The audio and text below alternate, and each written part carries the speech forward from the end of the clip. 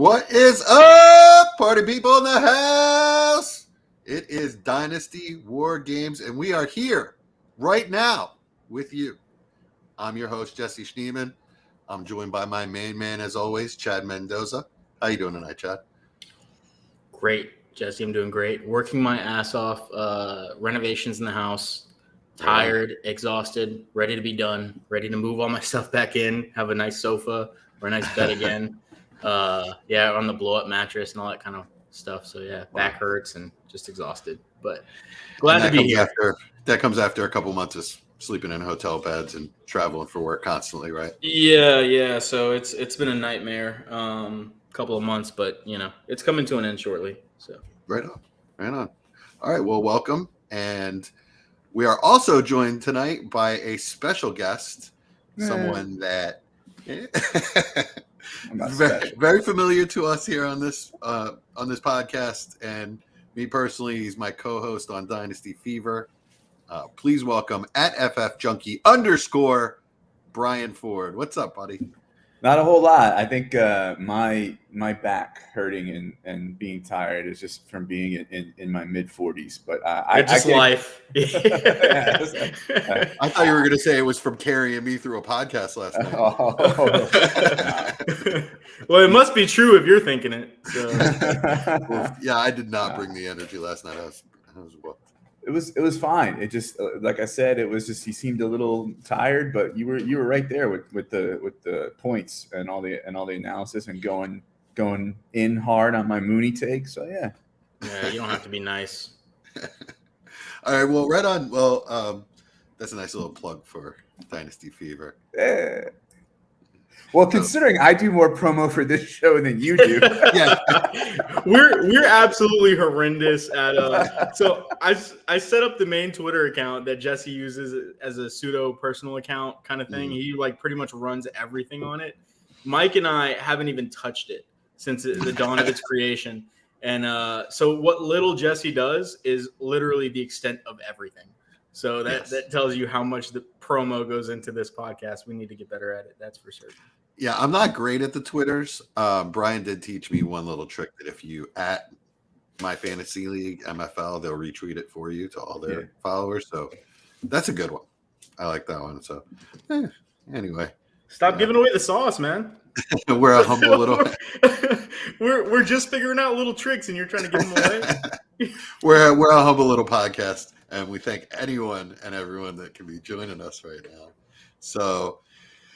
Thankfully, we're starting to get through the dead zone a little bit. Right now, it's Scott Fishbowl season. I'm in a draft right now. Brian's in a draft right now, and Chad's in something a little different. So we'll talk about that after we talk about our teams. Brian, I know we said I was going to go first, but why don't you go first? I just don't feel comfortable hogging the mic. So what's your division, and then just share with us some of your thoughts.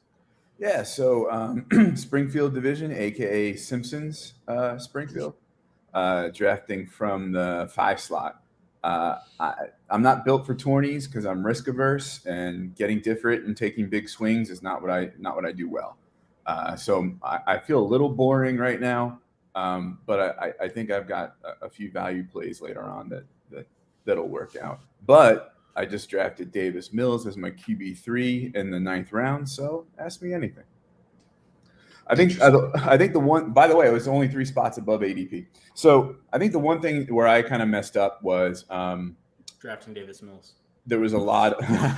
there was a lot of running backs taken before a pick of mine. I was like, okay, there's probably gonna be a few when I turn back around. So you know what? I'll take Waddle now, and I went against my plan of not taking a wide receiver. So round 6. And wouldn't you know it, by the time it got back around to me, none of the running backs I liked were there. And so my RB2 is Gibson. Yeah. Yeah. It could be worse. It could be. There's definitely upside there. He's not a guy that I have on any teams. I don't have any shares. Yeah. Dynasty scares me more than redraft. I mean, it's not outside of the range of outcomes that he has a pretty good season. This year, long term, he kind of scares me. Right on. So, how's your division? Like, how's the draft been difficult, or have you felt like you've gotten values, or what? Tell me just like your overall impression of the division. Well, first of all, great people in the chat. Just like last year in the fish division, it's always fun to talk with them. I think the thing about a tournament this big with 3,000 people, right? Things just widely vary, and so that variance is built by people drafting against consensus, right? So you go into a draft thinking it's going to play out a certain way because you just the trends or whatever, the ranks and redraft, the ADPs and all that, and then it doesn't, right? So there's been a few surprises here and there. You'll have somebody going, I guess it's called bully tight end now, right? And so that like throws a monkey wrench into things, but nothing too huge that stands out to me at the moment. Yeah, but I would say that it was RB heavy there, more than I thought. Yeah. Right on. Okay, cool. So I am in Gilligan's Island division. The reason I'm in that division is just I got in late, and I'm gonna share real quick, little known secret of how I got into Scott Fishbowl. Yes, I am a air quotes content creator. I haven't been doing this long. Nobody knows who I am. Scott Fish and Ryan McDowell don't know who I am. So, and I wasn't in last year. We were as a podcast in the satellite tournament. So we were robbed. We lost by 3 points. It was a best ball thing. We came in second by like 3 points. It was ridiculous. Anyway, I just make a habit of listening to Locked On Dynasty when Ryan McDowell and Matt Williamson are on. I like those guys. I don't mean to plug them too much, but I mean, it's a good product. And Matt Williamson declined his invitation on the air. And Ryan McDowell, I just happened to be listening to their episode, and Ryan McDowell said, okay, well, anybody out there that's listening, if they want the spot, just DM me on Twitter. So I DM'd him. I said, hey, I do this little show. I heard you offer up Matt's spot. If it's open, I'd like it. So next day I got an invite. That's definitely how. And then a couple days later, I listened to their episode, and he said that everyone that DM'd him on Twitter got a spot. Oh, wow. Everyone that heard him say that and DM'd him asking for Matt's spot got a spot. Don't say that. Yeah.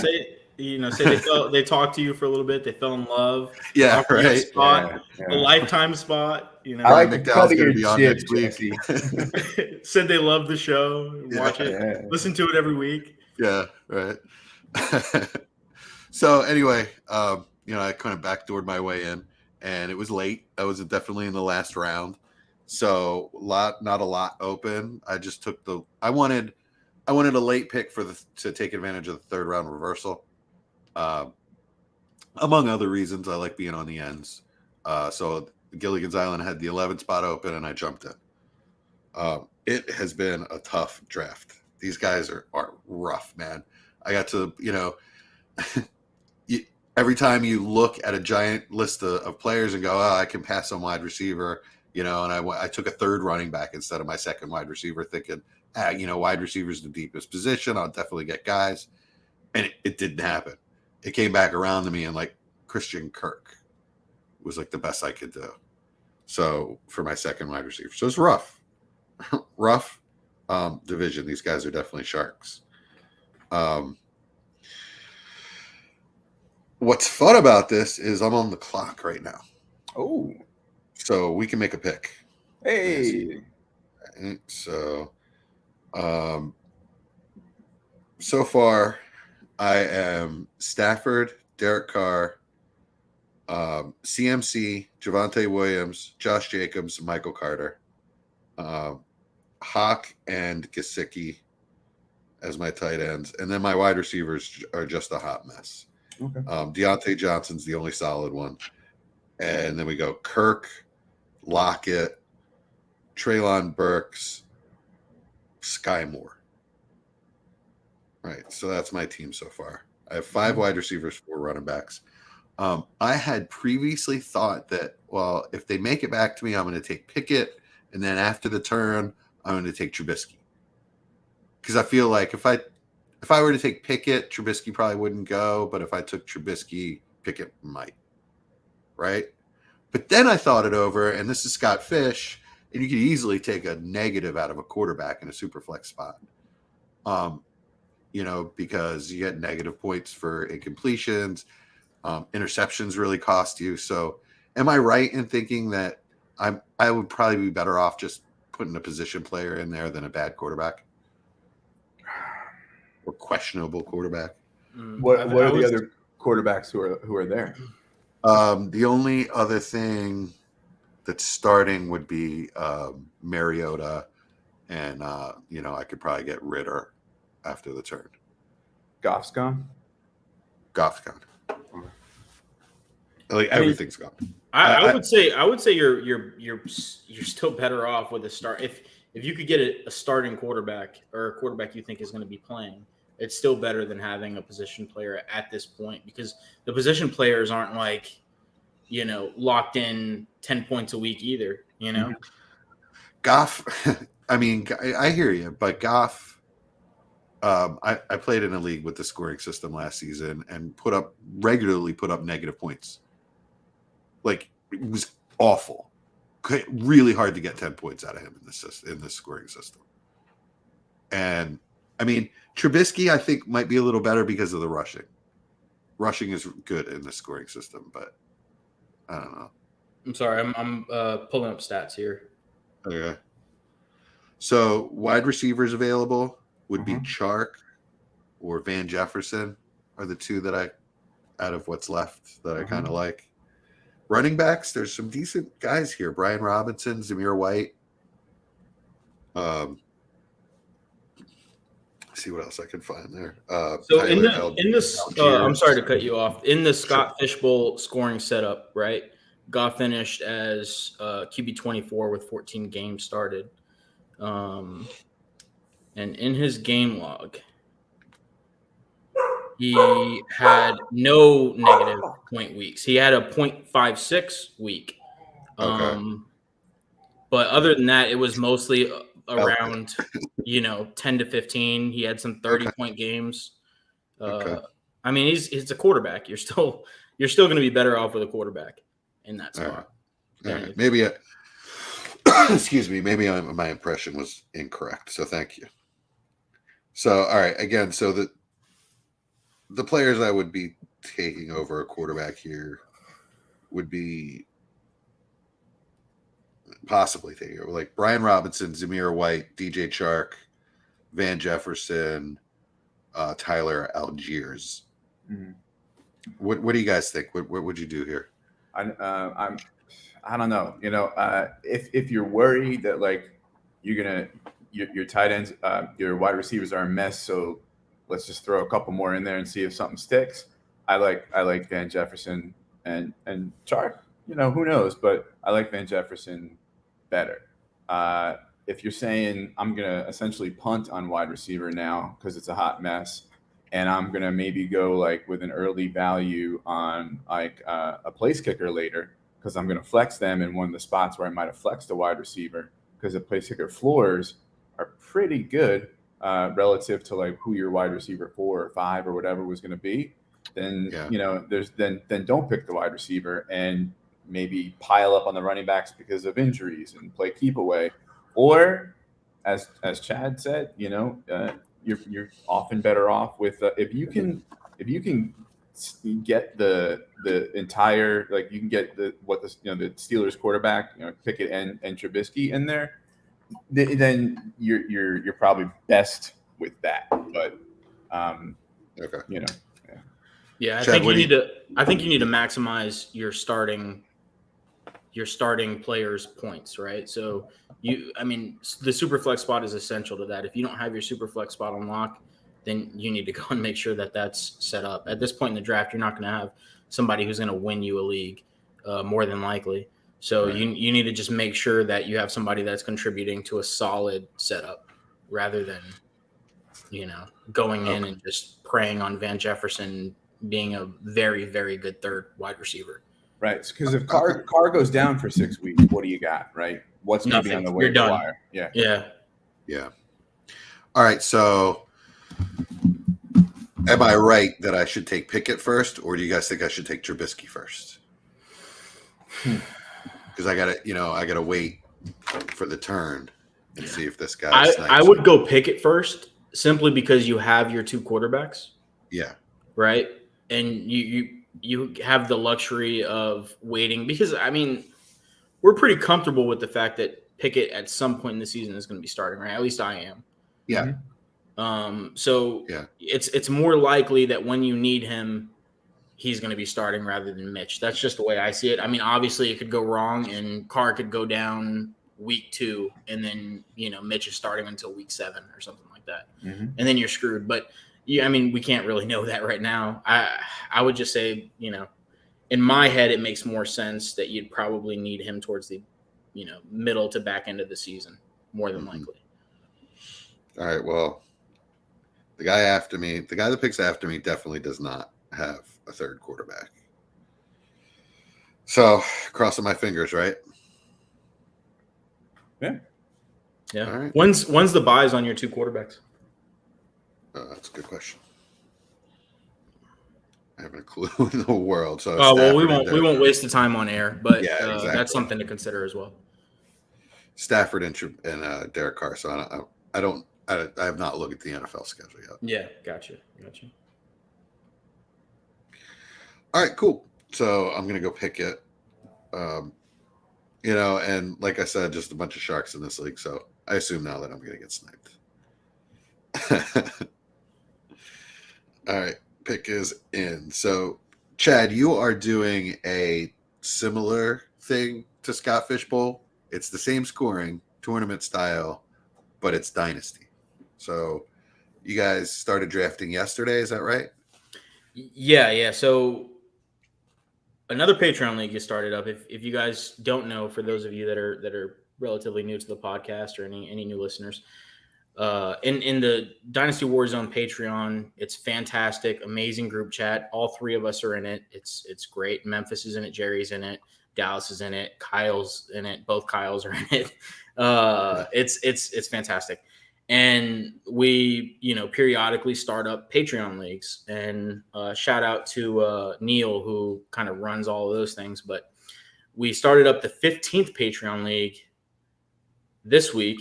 They're all low buy-ins, but this one was kind of a clone basically of the Scott Fishbowl format, except it's Dynasty.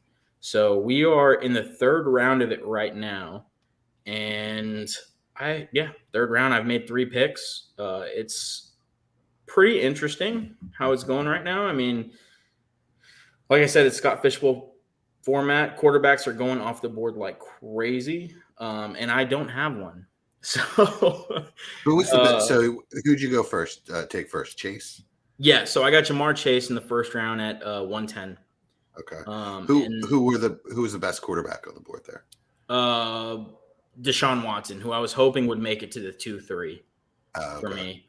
Russell Wilson was also there. Hurts was there. Trevor Stafford was there. Yeah, he went at the 2-9. I'd probably go with Russ personally, but I understand what you're doing. I mean, it's understandable. I think with the way I've approached this was just getting the most valuable players. I just want the players with. I mean, let's be honest. You want Chase in your league, you can't get him, right? 9 times out of 10, if you're able to get him, you're giving up 3 first-round picks to get him, right? It's ridiculous. Yeah, or Pitts in a first. And then exactly in the 2nd round at 2-3, I went the same exact thought train with that and went with Kyle Pitts. So, paired Chase up with Pitts. Neither one of those. I mean, those are basically untouchable players. You have guys that are going to retain value no matter what. They go down week 1. They've retained value, right? So that's kind of, if I miss that tier 1 of quarterbacks, this is the kind of player I want. The guys that are immune to any kind of value decrease or any kind of significant value decrease. And then in the 3rd round, I went with a little bit of a risk here. I wanted to go Trey Lance, and Trey Lance went the pick right before me, unfortunately. So I went Breece Hall. And that was at, Yeah, the third round, maybe like a couple of picks before consensus, but Jesse knows I really like Breece Hall. Was Fields there? Fields, yeah, he went the pick right after me, and I am not. I really don't want any Fields. Yeah, I was don't have curious any of about them. that. He scares the shit out of me too. He scares the crap out of me. Yeah, I wanted Trey Lance. That's who I wanted in the third round, and I didn't end up being able to get him. But Trey Lance scares me too. I'm not gonna lie. Yeah, they both scare me. But if I had to pick between the two, I want the guy that has the weapons on the field. Yeah, the weapons. Justin Fields has nothing. Right. So, paired with a really bad first season, they didn't improve anything for him. And that scares the crap out of me. So, yeah, I'm avoiding him. And Breece Hall's a rookie. He's going to go – unless he has an absolutely atrocious first 5-6 games, he's going to hold value, and if I want to move him in the first few weeks, I can do that. If I want to hold on to him and if he's looking like he's pretty solid in the beginning of the season, then, that's there too. But, I'm a really big believer in Breece. I think he has a skill set to really exceed there or excel there. And obviously he's got room to definitely gain value. In fact, I would expect him to. For sure, especially in the third round there. I mean, you think about some of the other rookie running backs that we've had in recent memory, and they've gone significantly earlier than the third round, even right outside of rookie draft season. You're talking about guys like CEH, Jonathan Taylor Swift. Those guys were all going ahead of where Breece Hall is going here. So. Right on. I like the hit rate on those first round those first round or first picked running backs in rookie drafts.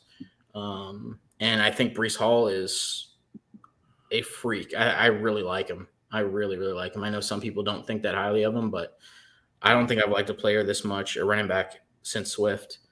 And, really? I really like Swift. So yeah, right on. So, Brian, yeah, you hate the old quarterbacks that I love. Who would you have taken there, Russ or Chase? First round? Yeah. And what spot was it again? 110. Yeah. I'm going Chase. Yeah. Okay. There's very few instances in which I would not do a quarterback first round in a super flex, but when you get past like 8. It's a little more understandable. You're looking at, okay, well, maybe I nab a top tier, monster like that. And then I'll, piece together a quarterback with, maybe some value plays or, dropping down a tier or whatever. I just, it's, and if it's Dynasty, I just, for me, Russ, just not much left there. Not many years left. So this is the way I see it too, and that's a really good point. Well, yeah, but I mean, think about it this way. So Jamar Chase, right? He gets traded for Kyler Murray. Are you surprised? Like in Dynasty, you mean? Yeah, in Dynasty. This is Dynasty. If he gets traded for if somebody traded Kyler Murray for Jamar Chase, are you surprised? Oh, Jamar Chase. A little bit. Really? I mean, not really. I understand it. I wouldn't. I mean, I think that's about consensus. Like, people would see it and they'd be like, okay, yeah, I get it. Somebody has they're comfortable with their quarterbacks. They really need a top tier wide receiver. Mm-hmm. Chase is arguably the number one wide receiver in the league. He's 22 or something like that. I get it. It's a special circumstance. It's the value. It's the value, right? Like, Chase's value is so astronomically high. He's basically in that tier 1 of quarterbacks, right? Russ isn't. The only pushback that I'll give is that you're basically drafting, and I understand that you're drafting Chase at a higher value right now than Russ, but Russ has room to go up where you're drafting Chase at his ceiling, right? But Chase's value will never go up. Where Russ, if he turns in a top 5 dynasty season, he's going to be a top 5 dynasty quarterback. Yeah, but I think that's backwards thinking, though, because Chase is going to have to be absolutely horrendous for his value to decrease. Like, he's going to have to be bad or get a really significant. No, If Russ has a QB 10 season, his value decreases.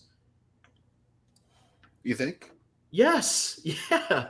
Because he's what? Like He's like QB 9. He's 33. Right, he's 33 years old. He's in a really high-powered offense. The only reason why his value is back up is because he's in this offense. If he doesn't go there and come out the gates lights out, then his value is going to decrease. Whether that's a significant decrease or a minimal decrease, it's going to decrease. Also, if Russ does turn in a top like 5-6 season and his value does go up, does it go up to the point of what you could get for Chase anyway? No. I can't see. I mean, I can't see that. Okay. All right. You convinced me. Russ is he's old news now. I mean, that's just the way dynasties worked. I mean, maybe to you, right? Like you'd say, okay, at Russ's value, I'd rather have Russell Wilson. Like if I was trading to get the two players by themselves, right? Like if I was saying I'm going to make a trade to get Russ or I'm going to make a trade to get Chase, I'd rather make the trade to get Russ because of the value that I have to give up to Russ is more. It makes more sense. Right. I get that argument, but that doesn't tie into, drafting somebody in a startup. You get what I'm saying? Yep. Gotcha. Okay, cool. You convinced me. And one more thing. I'm sorry. Go ahead. I'm sorry. No, go ahead, Brian. Just what I really appreciate when I sit down with you all is you're thinking ahead, which I am not great at because it's like, I'll say like I'll draft a guy or I'll trade for a guy because I anticipate a value bump or something like that, but it's not the same as you all think that way, and I appreciate that, because it is a stock market, and playing it that way is important. Yeah, that's much appreciated because that goes. I think it ties into a lot of the way that I view Dynasty, and I know Mike and Jesse are have similar views. Correct me if I'm wrong, Jesse, but. Sometimes you have to make moves in Dynasty, not just for you, but also for what other people think, right? Like you have to anticipate other people's thoughts a lot of the time. And I think that's something that grows as you become a really good Dynasty player, or not just a really good Dynasty player, but also just get more experience, right? Yeah. You start being able to anticipate patterns in people's play generally. And I think that helps a lot. Mm-hmm. Yeah, it didn't take me long. I brought this up last night on Dynasty Fever, but it didn't take me long to realize the different seasons in a Dynasty season. Like as soon as you're done scoring points, veterans just nosedive in value. So really, for me, it's really easy to buy veterans in the off season. You get discounts on players like Tyreek Hill and CMC I bought this year. For pennies on the dollar compared to what you'd pay for them in season, especially if you're buying them in the playoffs. And for teams that I'm not in the playoffs, I find that the later you can wait in the season, as long as those guys stay healthy, the more you're going to get for them. It didn't take me long to realize those kind of patterns as well. But anyway, on that note, gentlemen, what are we drinking tonight? Did we lose Chad? Mike was muted. Sorry about that, guys. Yeah, technical difficulties. Do you want to react to what I just said? Tell me I'm an idiot, and then tell me what you're drinking. No. What you said was very eloquent and much appreciated. I'm drinking a Dos Equis Tall Boy right now, and it's absolutely delicious. I wish I had some lime for it, but unfortunately, what comes with renovations is you don't have anything in your fridge because you weren't here to eat anything or drink it. Delicious Tall Boy is all a man can really ask for. Yeah, I think that's all I have in my fridge right now. I think I have like 2 6-packs and a few Tall Boys, and that's what I need during this process because it is a ball of stress. Right on. Well, that's what you need to get through a War Games podcast as well. Brian, much anticipated. I heard Brian and Jesse, or I heard Brian was going to be here, and I knew Jesse was going to be here, and I was like, man, I need to make sure that fridge is stocked. Nice. Brian normally needs a cup of coffee to get through one of these. Is that true tonight? My usual coffee and lime seltzer. Yeah. Nice. Right on. Always lime? Oh, I switch. I have some lemon and some ginger, but always lime for the most part. What brand of seltzer? So it's a Whole Foods brand of seltzer that it's their store brand, and I just You should see like the back of my car. It's sick. I need 12 steps just for lime seltzer. There's like 12 packs in like back of my car. You should drive up to you can get a deposit. You can get a deposit return in New York for those. That's not too far from you. You drive all the way to Michigan for the 10 I couldn't cents. tell if you were serious or not. I was like, I don't know how much you think people are giving for cans and bottles, but I assure you it's not worth the ticket or the drive. All right, well, right on. I had to scrounge through my fridge as well. I haven't done any booze shopping in a while.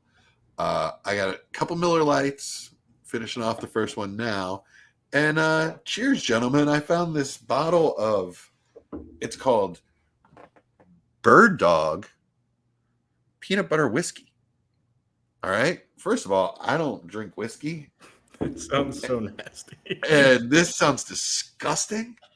But Schlancha, here goes. Nice. Oh, that sounds so bad. I was a big whiskey guy in my day. Not that And I also live on peanut butter, so I'm almost interested in tasting it. Ooh. Yeah, no, I mean peanut butter is great. I've never maybe for that reason the noises that are coming out of Jesse right now. But I never thought to put the two together. But peanut butter by itself is fantastic. Actually, peanut butter. I don't know if you guys drink much protein shakes, but No. Wow, there's this brand of coffee. My wife's always drinking it. It's this brand of like coffee protein powder and has peanut butter in it. And it's absolutely fantastic.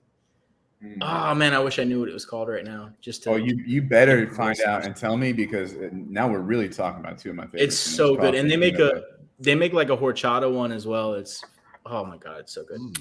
Love so horchata. Good.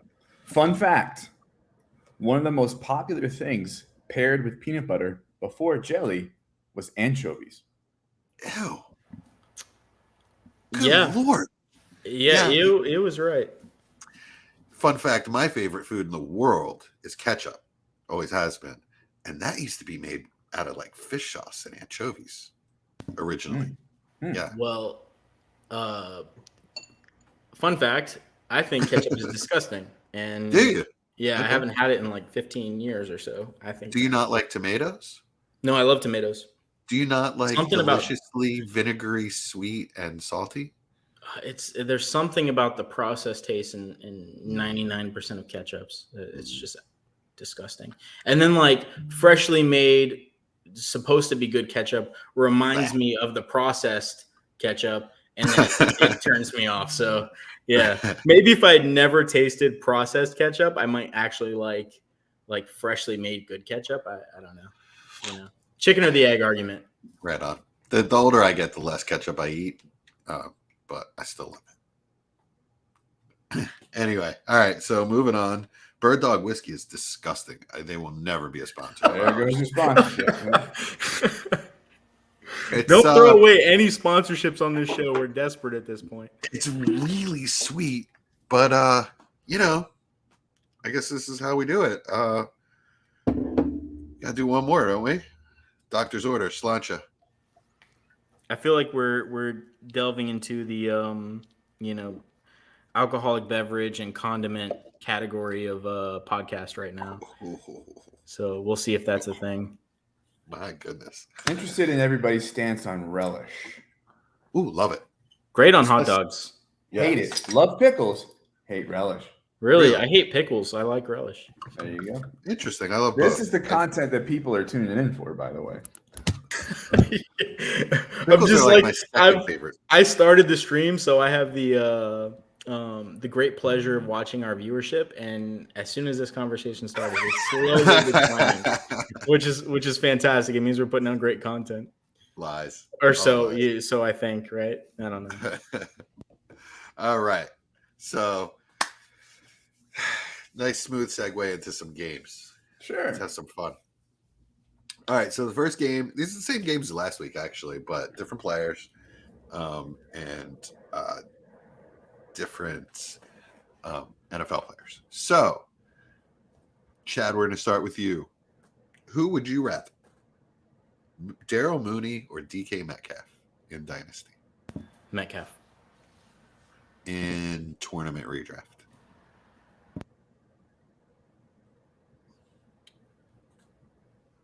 Hello? Muted. Muted. Oh. Yeah, redraft that. Yeah. That one's tough. Redraft. Oh man, I don't know. I'm gonna go Metcalf. Okay. I don't know though. I mean, that could be horribly wrong. Brian, who would you rather? Daryl Mooney or DK Metcalf in Dynasty? Dynasty Metcalf. Okay. And Why'd you ask me redraft and him dynasty? He asked you both. I asked you both. Oh, okay. Sorry about that. Who's That doing was very shots of peanut butter accusatory. whiskey? Yeah, that was very accusatory. Yeah, it was. Dynasty Metcalf. Yeah. Redraft, I don't know. You Coin said flip. Metcalf. Yeah, coin flip. Coin flip. Okay. Brian, redraft tournament style, who you got? Well, I think we all know the answer to this, and that's Darnell Mooney. Darnell Mooney. Okay. Yeah. I feel the clear answer is DK in both. He's the superior player, and I feel that neither player has an advantage in situation. You know, I actually feel like out of all the quarterbacks on both teams, Geno Smith might turn in the best season. You know, I just don't have a lot of confidence in Fields as a passer. He's sort of going to have to be a prove me wrong kind of guy, even though I don't hate him. I'm not going to hate on him. You have to show me. Sorry, McGruber in the chat. I know he's a Bears fan. But I mean, I just don't see him as a passer, at least starting out. Yeah. You know, so I just, the situation seemed pretty similar to me as far as quality. And actually, I feel like DK's got other weapons to take the heat off of him, at least Lockett, you know, whereas Mooney has nobody. Well, Komet, I guess, but he's not established like Lockett is. So he's not going to draw the same attention in my eyes. But maybe I'm wrong. I don't know. I'm not a defensive coordinator. Mm-hmm. But that's how I see it. Like when the situation is that similar, I'm taking the superior player. So I think for me, we talked a little bit about this last night. I am not quite as scared of Fields as you two are, and I'm not quite as down on him as a passer as Jesse is.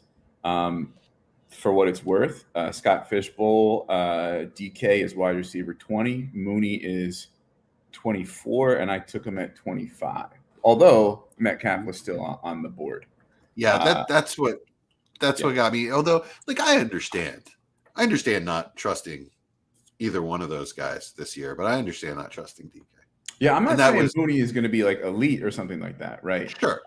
But you know, what I'm saying is I'm more confident that he's going to get like 120 targets than I am DK is, you know, I don't know, man. He's going to have a couple spike weeks maybe, but if Drew Lock's throwing him the ball, like, I just.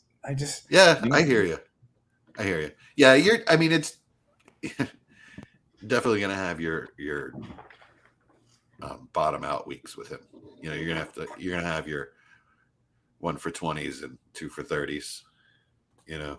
So I'm not trying to, and I hope you don't think that I keep going back to this to harp on it or to like bug you in any way. I'm just interested. I'm just very curious about the Darnell Mooney right now and like what his value is and what it's likely to be, you know, in season.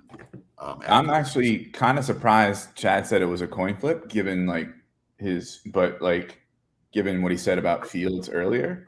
But I kind of feel better that you're kind of outvoted here. So yeah, right on.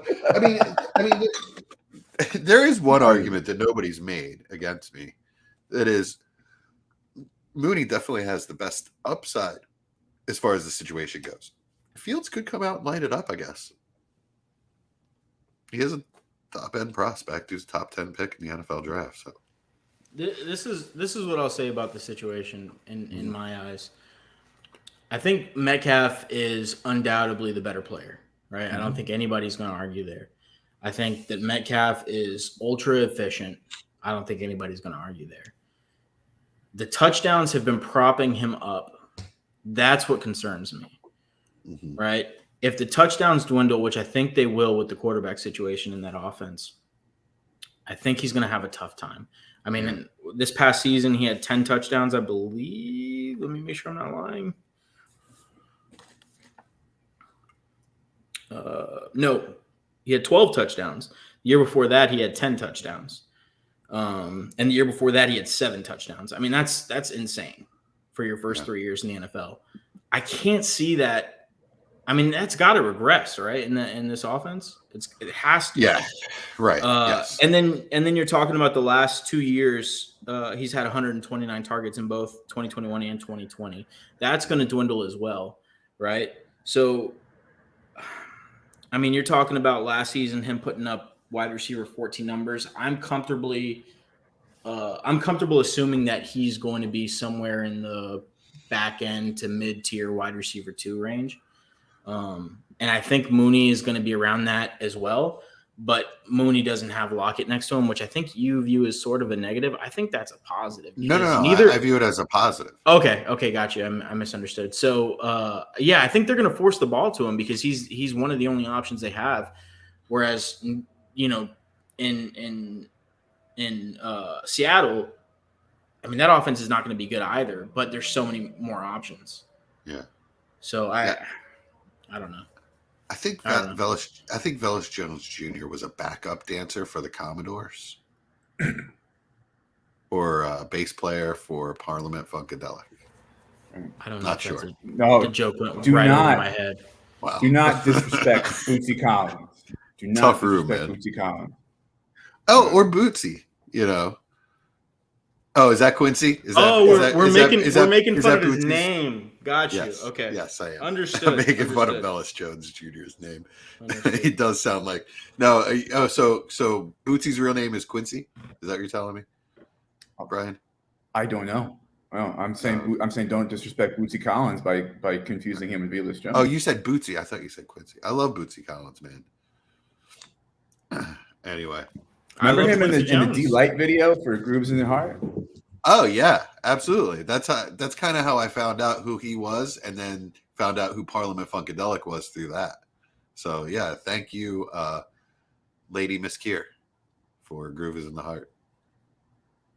Opened my world to all kinds of fun. I'm really digging this format. Like if they don't like our Dynasty content, they come for the condiment talk or the music talk. Yeah, exactly.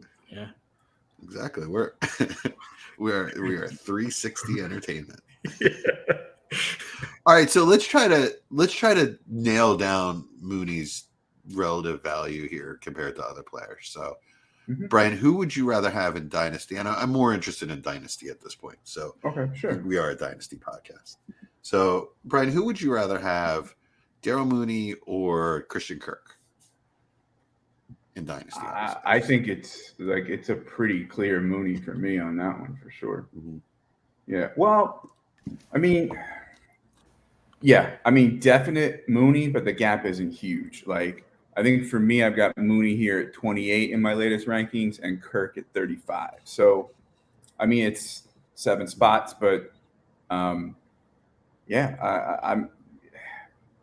is Kirk a 1? Is Trevor Lawrence a bust? You know, like I don't know, and I just think that, you know, I think Mooney's probably a little more talented, and we've seen Kirk a few years, and you know, I just you know, hasn't been anything special until, you know, a little more consistency last year. So yeah, I mean, only 7 spots, but I'm definitely going Mooney. I think the arrow's more up on him than it is for Kirk. Cool. Okay, Chad, what do you think? So I would agree. I think the correct answer is Mooney. But if you were to ask me at their asking price, who would you rather have? Like if you're already in a league and you have to go get one of these 2 players, I'd rather go get Kirk for his asking price than Mooney right now. Yeah, right. Because, Mooney's expensive. Okay, cool. Chad, would you rather have Daryl Mooney or DJ Moore? I am just gonna quickly ask that you add an N to Darnell Mooney's name. That's what I said, Darnell Mooney. Okay, it keeps sounding to me like you're saying Daryl Mooney. Oh, okay. Darnell Mooney. Darnell Mooney, and then who was the second guy? DJ Moore. DJ Moore. Very easily. Yeah. Brian?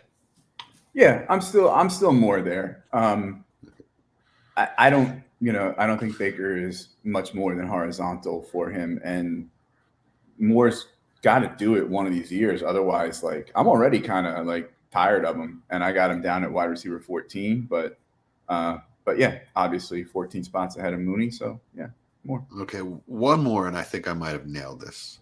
Brian, would you rather have Darnell Mooney or Mike Williams?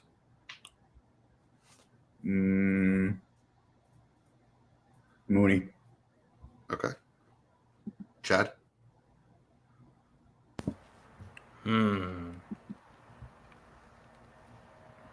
one's tough. Yeah. I think so too. Gosh. I'm gonna say it largely depends on the situation. If you're asking me, no, I mean I'm just gonna go with Williams. I'm gonna go with Mike Williams. I think they're very close. I think they're very close as well. I think they're right next to each other, maybe even. But I like Mike Williams better. Yeah, if I'm asking myself like which one do I see having a better season in the next year or two, it's going to be Mike Williams most certainly. And then I mean if Darnell Mooney doesn't have it in the next year or two, then it's probably the ship has sailed for him, right? Right. So, he could end up not being a thing. Yeah. Yeah. Very easily and actually very soon. Like I mean if Fields doesn't figure it out this year, then I mean, ship has probably sailed on Darnell Mooney. I mean, I don't see other teams lining up at his door to put him in a better situation. And I don't see the situation in Chicago getting better overnight. So, yeah. All right. Cool. Yeah, I like Mike Williams. He's in an amazing offense with a quarterback that is perfectly suited to his talents, an elite quarterback. And he's got Keenan Allen on the other side to take some attention away from him. A good running game. And he's just a supremely talented player. And I still feel like Mike Williams has not put up his career year. There is still just a badass year coming out of Mike Williams. I feel it still. He's 28? He's in his prime. I mean, it's not Dynasty prime, but it's an NFL player's prime. If Darnell Mooney had a little bit more draft capital tied to his name, and I thought that he was a little bit more immune to some poor performances, and I'm not saying that they're poor performances due to solely his play, but just tied to that offense, because I think that offense is going to be fairly bad. If I just had to take a guess right now, and so do I think he can survive that? I don't know. I don't think so, if I'm being honest. Right on. All right. So, Mike Kinney makes a great point. You say that till Mike Williams makes his first jumping catch and lands like a rock. Man, doesn't that happen every year? He lands flat on his back, like from 10 feet in the air. Yeah, some people are too athletic for their own good. Yeah, exactly. It's like Kadarius Toney. His knees can't handle his athleticism. Or his ambition. Yeah. or his nightclub activity. All right. We won't go there. It's a Dynasty podcast. We'll leave it there. All right. So Relish and Bootsy Collins, yes. Nightclub activity, no. Here we go. Where we draw the line. If you really want me to gross you out, I can eat relish by the spoonful. Ooh. Absolutely. All right. So before we play, I thought that was like a sound effect on a soundboard or something for a second. I was like, damn, look at Jesse go. He's discovered new technology. All right. Well, gentlemen, before the next game, I'm declaring Brian the pseudo winner. What does that mean? Wait, what? Nothing. It means nothing. Okay. I wanted to declare Brian a winner, but it was just a discussion, so we really can't. So I don't want Chad to win games. Sludge. Oh, was that a game? It was a game without points. Oh, okay. Oof. All right. It was what was that? What was that show on ESPN? It may still be running. I don't even watch ESPN anymore. PTI. Yeah, PTI. Pardon the interruption. That's what it was. Mm-hmm. Yeah, remember the game? Oh the no. game- It's the other one, Around the Horn. Around the That's Horn. what That's what it was. Yeah. The host always annoyed me for some reason on that show. But He used to be Stat Boy, actually, on PTI, and then he took over Max Kellerman's spot. Max Kellerman was the original host of Around the Horn. All right, he had to go back to his scumbag boxing sport.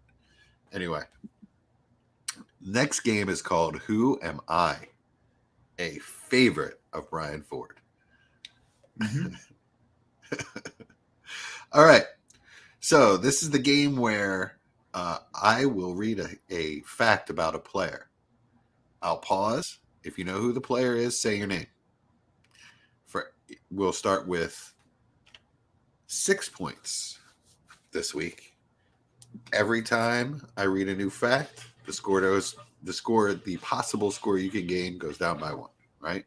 If you buzz in and you get it wrong, you get a negative point, and your opponent gets a free guess. And if they get that guess wrong, you're back in the game. Follow me? Mm-hmm. So, good. all right. We are going to start with a gentleman. And, all right. So I am this gentleman, and I was 43rd. Wait, this 44th. is new. This is new. You're pretending to be the player now? Yes, I am now Wait, this this is the gentleman. first time we're doing this. I like always it. say I it like this way, but okay. Oh, do you? Yeah, maybe I always say maybe I don't I. ever listen to you. I don't know. Okay, yeah. Hopefully it's just you, and not the rest of these guys. All right, so I was 44th in PPR at my position last year. I am 21 years old. I played 9 games. Brian. Often? Brian. Trey Lance. Incorrect. -1 point. Chad, do you have a guess? I have no idea. Okay, cool. Yeah. All right, Brian, you're back So in the many game. different players. I got aggressive because I know I'm gonna suck at these. So No, that's cool. I am 6'3", 245 pounds. It should tell you what position I play as well. Say that again. I am 6'3", 245 pounds. Brian. Justin Fields. Incorrect. Chad, do you have a guess? Justin Fields. I don't. 245. Oh, I know who it is now. I think. Mhm. 245. Well, you can't guess now. 245, yeah. So that's me too. I don't know these guys. I'm not weighing these guys. Chad. You don't have to buzz in. You get a free guess here. Oh.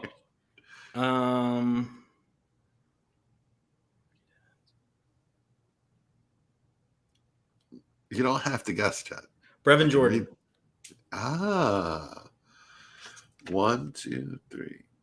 Wait, No? so we started. Yes, that is correct. Oh, okay. That breaks my heart, man. Yeah, That it breaks should. my heart. Yeah. 6, 5. Just got to think of rookie tight ends. 3 points for Chad. Jeez, I'm crow. To -2 for Brian. It's over. It's really not. All right. By the way, Brevin Jordan, criminally undervalued. Yeah, Just saying right. that right now. Yeah. So anyway, that's the reason we play these games, so we have a little discussion about these players as well. Agreed, criminally undervalued. But I mean, he was 43rd in standard and 44th in PPR last year. He put up no numbers. He had 3 touchdowns, 145 yards. Chad, what do you think about this guy? Because I know Brian loves him. This is my guy for Brian. Right. Mr. Muted Mike Chad Mendoza. All right. I personally love Brevin Jordan as well. I don't know. I wonder if Chad's still talking into his mic while he's muted, or if we actually lost him. What's he muting for? His house is empty. Like, what noise is he possibly like saving us from? That's a good question, man. He's trying to be nice. He's pulling a Jerry Sinclair all night long. Anyway, I love Brevin Jordan. I think he's like a Gesicki type, just super athletic, really good hands, like a wide receiver at the tight end position. Not going to block at all. Probably not going to play in line a whole lot. Although, you'd be surprised at players that play in line. You know who played more snaps? Like Cooper Kupp played more snaps than I think like 80% of in line than like 80% of tight ends out there last year, and did a lot of blocking out of it too. So, be surprised at what like a blocking tight end really is. Anyway. I like Brevin Jordan as long as he's categorized as a tight end, even though he's a huge wide receiver, basically. Good things to come. What do you think you have to give up for him? That's a good question. I think the question for somebody like me is what would it take to get him from me, right? And I think that's a little better for somebody like me who absolutely loves him, right? If I offered you a 2023 second, I'd want more. Even if I'm a rebuilding team and it's my second? I'd still try to get a third tacked on there. Yeah, maybe even if it was just like a 2024 second or third too. If you didn't budge on the 23 third. I know people are probably saying that I'm nuts. I just, for reference, I have him as my dynasty tight end 12. So wow, yeah. And Komet my 11, by the way. So wow, yeah. Oof. So that just shows you what I think about him. Yeah. So you have him above the Njokus and Hoopers of the world. Oh, for sure. Yeah. It's hard for you to argue that. Evan Ingram, all these kind of have moved around a little bit, or changing situation a little bit. Although Njoku's real sneaky.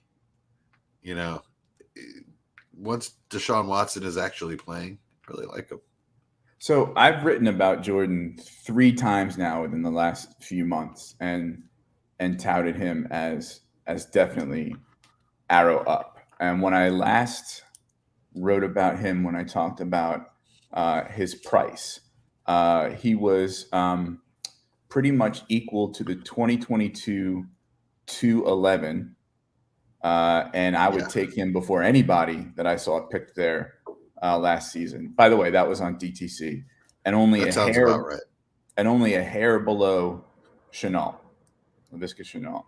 I would want more than either of those for Jordan, even trying to calibrate for my bias.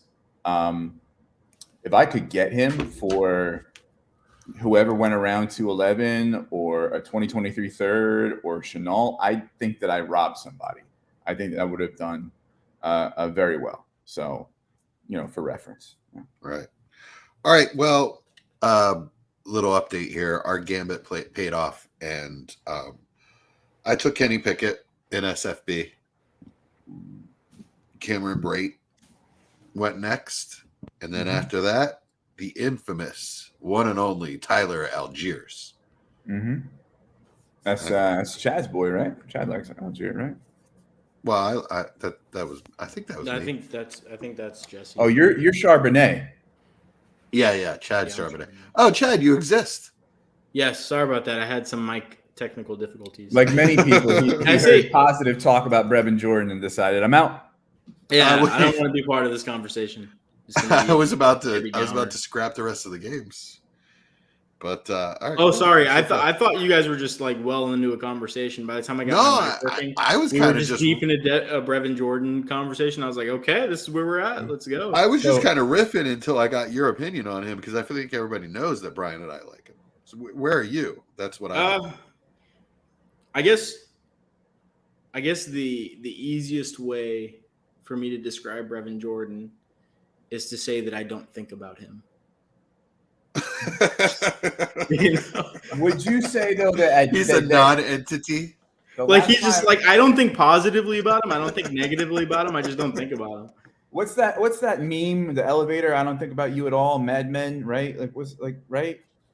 No? Yeah. Okay. Yeah, So, yeah. but Chad, would you say that his last DLF positional ADP I looked at was tight end 28? Would you say that that's low? I would say that's low. 28 is Okay. low. That's criminally low. Yeah, Yes, that's that is just. I think most people would say that's low, even people who don't necessarily like Brevin Jordan. Well, apparently the hundreds of people doing DLF mocks don't agree. I mean, I feel like you can get Brevin Jordan for like a third and a fourth or another third. I don't even know that I could name 28 tight ends like that I would Yeah, that's what I'm saying. like that I would even bother with in Dynasty. Right? Like, you know, like would you really rather have CJ Uzuma than? I think it's Uzuma. But would you rather have him than a young athletic tight end? You know. I mean, he's athletic. 28. I mean, speed, that would come on. that would have to be like guys like Hayden Hurst ahead of him, right? Like, Yeah, that's. I mean, ugly. 28 seems really low to me. I would say probably like maybe. I would put it this way. I would put him, and I know Jesse's going to have something to say about this, but I would put him somewhere in that Evan Ingram, Robert Tonyan kind of range for me. Tonyan scares me to the point where I think he may never be anything ever again, right? Because he's not going to be ready for the season. Yeah. They've already said that, so I mean, but what the like, only he's the only really thing you going to can come say back about and just be a Tonyan- touchdown machine again? Maybe. I But mean, that's not the only something thing you you can can say about rely on. Tonyan is they don't have anything there with Devontae Adams gone. Like, he's the only I- familiar option in that offense.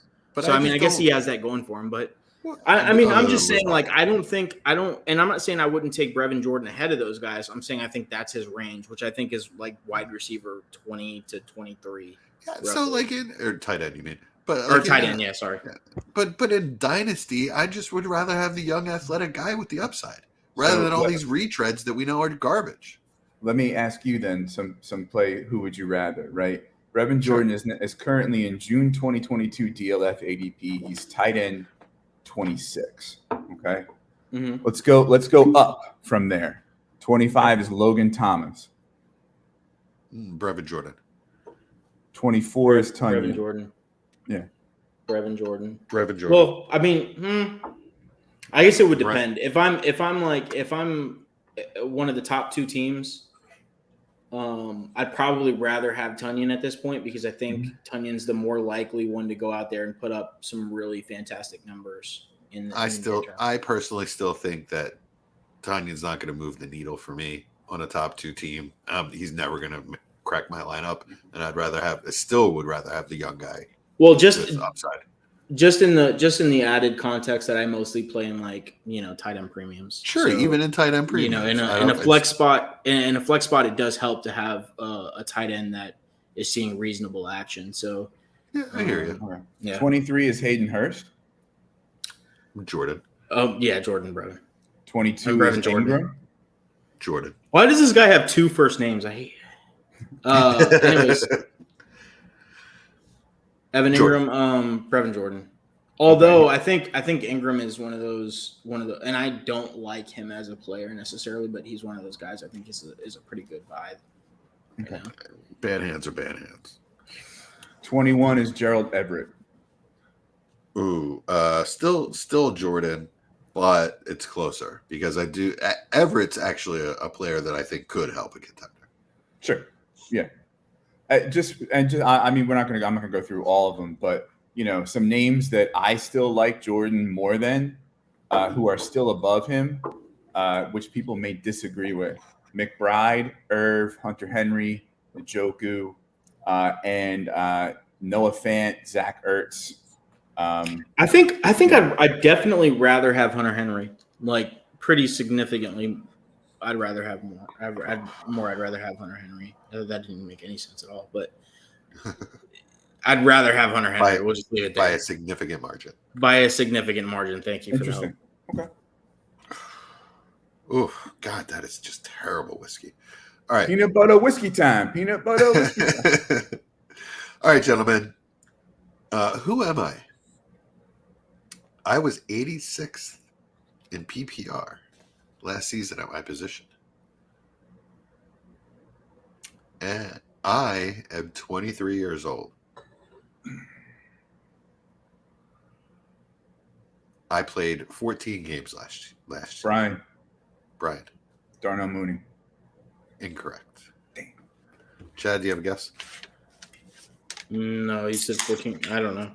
All right, Brian. I was going to say, you said something, but I have no idea, to be honest. I'll just be naming a random player. I am 6'4", 215 pounds. Chad, Nico Collins. Chad. Correct. Damn, I'm embarrassed. You literally picked two of my guys, and I am not. I mean, I'm just okay. You're killing me, You're killing me. You're killing me, Brian. Well, I told you I suck at these. I don't know how somebody's weight is, or they finished 86, and how many games they played last year. Get out of here. Chad got it. All right. The next one was I was a third-round pick, and the next one was I play for the Texans. That would have helped. Played for the Texans would have helped a bunch. Well, I can't give you that as the 6'4", 215. I might have gotten it because I just wrote an article and had to use that measurement in the article. But I might have had to last until Texans won on that one. I told you I'm bad at these. One more, Brian. Was it three to -3, right? No, it is 6 to -3. Oh well, and there's only one more left. I can't even tie. Well, you can at least save some This pace. point is worth 12. Right. That's a Jesse, right? Yeah, that's his go-to move. At this point. All right. I was 28th in standard and PPR at my position last season. I am 23 years old. Brian Davis Mills. Boom! Damn. 5 points for Brian.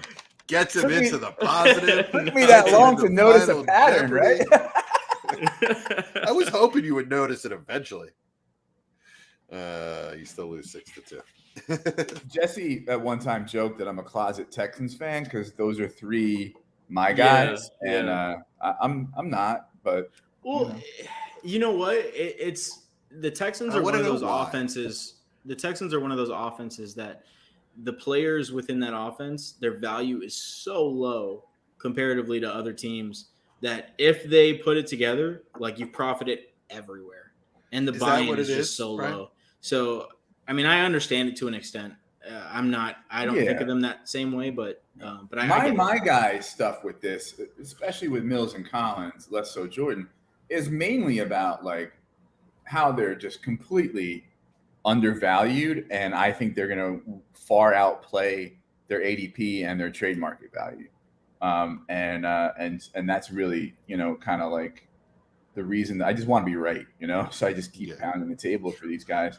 And Houston, by the way, one of the 3 least drafted teams in Scott Fishbowl, along with the Giants, Chad, and Carolina.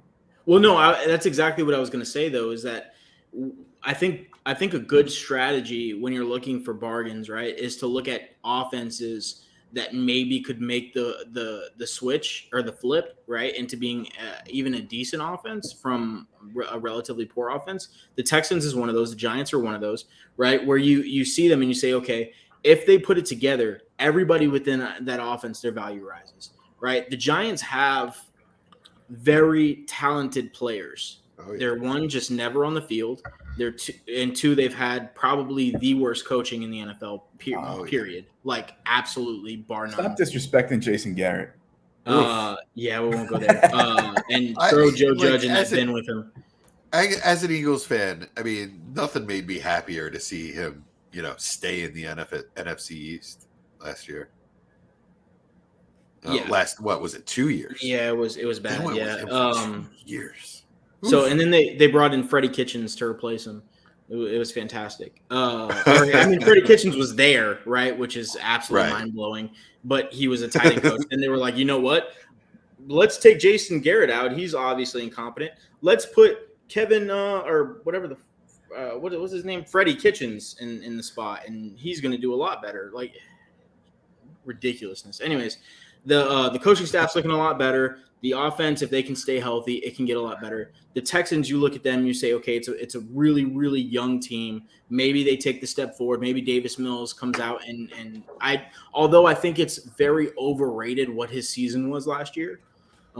Davis Mills, I don't think he was as good as people remember him. I think the rest of the rookie quarterbacks were just that bad to where it propped Davis Mills' value up a little bit. Which is fair, right? Because the rest of the rookie class was just absolutely horrendous. Not including Mac Jones, which people thought poorly of as well. But anyways, if they take a step forward as well, that props up the rest of the offense in the same way. So I get that understanding, and I think that people should be more cognizant that, these offenses are criminally underrated, or the players within these offenses are criminally underrated if they're able to put it together. There are talented players there. Wow. All right. So, and I hear you. I'm sorry. I was wowing about Scott Fish, which I'll share in a moment. But, I totally agree. I couldn't agree more. Did you mention Dameon Pierce in that rant? No, but, he goes right along with the youth, right? Right. And like, just what you can get these guys for. I got Nico Collins this offseason for Jarvis Landry. Right? Yeah. That's disgusting. Like, any young wide receiver that hasn't proven that he can't do it yet, that has a starting job, is worth Jarvis Landry. Especially a guy with this, size and speed profile of Nico Collins.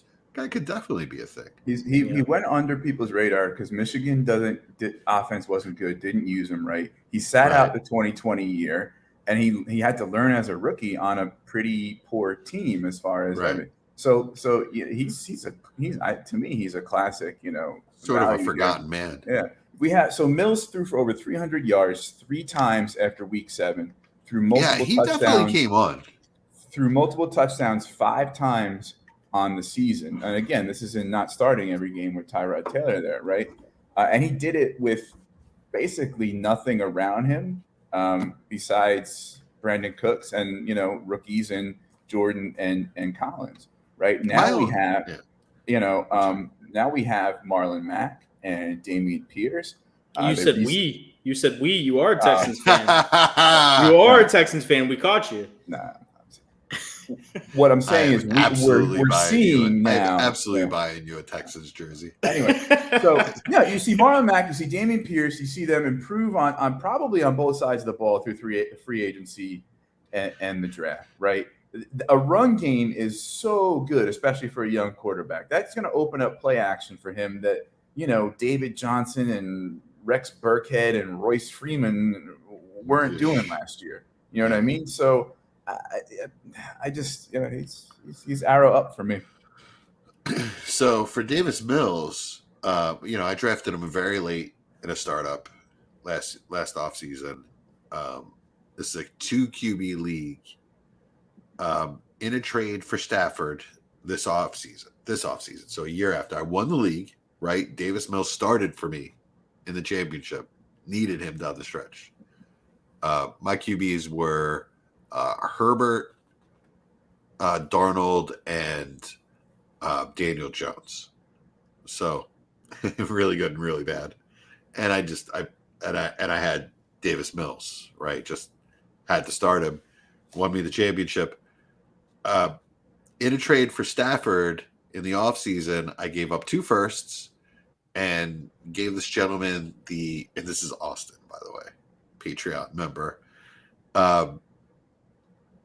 I gave him the choice of either the Daniel Jones, Sam Darnold, or Davis Mills, and he took Davis Mills.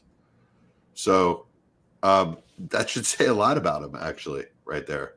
Like of what the perception is. You know, I think people actually like him. Personally, I'd have taken Daniel Jones. I think that guy's got a better chance of keeping his job. The problem I have with Davis Mills is you're going to get it this year of a starter out of him. You probably get a pretty good year, but he is eminently replaceable. And I just feel as though they are going to replace him. They're going to get the number 1 pick or number 2 pick and, you know, take either the Bama or the Ohio State guy and, you know, call it a day. You know what I mean? Like, I don't think that they're going to say Davis Mills is our guy going forward, especially since this regime didn't even draft him, right?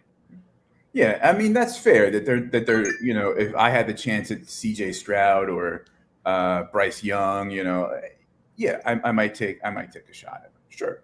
Yeah, no, that's absolutely fair. But, you know, again, I'm not saying that, like, you know, I'm taking Mills as somebody who's not replaceable, right? I'm taking him as, like, probably a high-end QB3 in your super flex. And in some cases, like, if I go into a year with him as my QB2, I'm not upset, you know. Should you be trading him in season, though? I mean, will his value go up from where he is now? Probably. You know, will his value go down next offseason, though? And, you know, do you need to sell high on him? That's my question. Yeah. I mean, it's probably a safe play to wait for him to score some points this year, have people like me look right, and then flip them. Sure, yeah, because if you're anticipating that, then that them drafting high. But, you know, I mean, I'm not going to say that, like, they're not going to have a high pick, but, you know, the NFL is the NFL. If they're down at, like, pick 7 or 8, like, and they could pair a tackle with Tunsil, you know. It's also important to keep in mind that, I mean, we're talking to the people that are listening to this podcast generally are going to be very, very into Dynasty. I would say the vast majority of them are going to have multiple teams. So one thing that they're going to have to keep in mind is we don't want to be oversaturated with shares of guys like Davis Mills, right? Like, you want to make sure that you're at a safe percentage where you're saying, okay, if I lose out on this guy, I'm not screwing myself across the board, right? So maybe don't sell out completely of them, but if you have a 40% share of Davis Mills, right? Like, you bought in early and you got him super cheap, you have him 40, 50% across your leagues, maybe get that down to 20%, right? And say, okay, if I lose out on him, I'm not screwed everywhere. Davis Mills or Mac Jones, Dynasty? Oh, Mac Jones, 100%. Mac Jones. Very, very easy. Mac Jones got a job. But I think that's a good spot to kind of wrap this up. So we did some talk about some players. You know, I think we nailed down a couple of things. Like, we know that Darnell, Mooney and Mike Williams are kind of even right now, right? Anyway, like I said, I'm not going to recap everything, but, like, I want to save a little time for Brian to plug his stuff. So thank you. Please plug away. All right, so you can obviously follow me on Twitter at ffjunkie_. You can follow the Dynasty Fever podcast that Jesse and I do at Dynasty Fever Pod. It's audio only and not on a set day yet. Both those things might be changing as we get closer to the beginning of the season, so stay tuned for that. I've left the Fantasy and Frames team, and now I'm with Going for Two. I have 2 articles up already expressing my love for Cole Kmet, and then also a Dynasty Guys Ultimate Guide to Redraft Sleepers, quarterback and running back, featuring Davis Mills. And the wide receiver and tight end version is coming out soon, probably the next few days, featuring Nico Collins and Brevin Jordan. All right. Thank you, Brian. Chad, and you don't have anything to plug, do you? No, absolutely not. You don't even know your Twitter handle, do you? Yes, it's in my username right there on the stream. Can you see it? DWZ_Chad. Nice. I started putting it there because I can never remember it, even though it's fairly easy. It's just my name and the platform that we're on right now. But yeah, I can remember enough to win these games, so that's good enough for me. Right on. Well, Brian did all my plugs for me. I'm not going to repeat it. Tune in next week. Same bat time, same bat channel for the triumphant return of Captain Mike Casper. We're going to play some games again. I may or may not have a new character to debut. It's going to be a fun time. Oh, yeah. And just as Mike's coming back, I'm actually going to be gone for I think no. 6 weeks. I'm just kidding. No, I'm not going to pull a Mike on everybody and just get up and leave. But we're excited. Mike's going to be back. He had to go work out. It's going to be a good time. We might even do. I'm so itching for another court episode. So anyway. All right. Thank you for joining us. And we're going to leave on a disgusting shot of peanut butter whiskey and salute. Chad, take us out.